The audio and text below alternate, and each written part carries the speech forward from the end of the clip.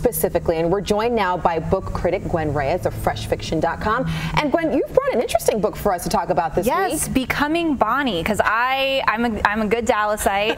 I grew up here, and I love the story of Bonnie and Clyde. But in this one, Jenny Walsh, who digs into the background of how Bonnie became who she is, digs into it's all fake. It's all loosely based on real history. It takes place in 1927. Bonnie is a young church mouse trying to live two different lives, and she gets sucked into the world of a Dallas speakeasy. Dallas, local angle there. Absolutely. You know, we had the shooting here, so it's always a nice little local bit. But what I thought was really great about this book was just how glamorous and exciting everything felt. Like, you remember when you read The Great Gatsby and you just were like absorbed in that world? That luxe, it's so beautiful. Yeah. So you get that same sort of thing, but then you also have a little bit of danger in there because she's becoming a criminal and she's interacting with like seedy individuals. And then she eventually meets Clyde Barrow, who is just the dreamiest of all like killers and robbers. So I'm wondering, is it one particular instance or one scenario that Bonnie sort of encounters that tips her over the edge, or would you say it's sort of a conglomerate of a whole bunch of scenarios? I think it's a conglomerate, but what was really great, there's one scene in there where they're at a movie theater where Clyde finally kind of convinces Bonnie to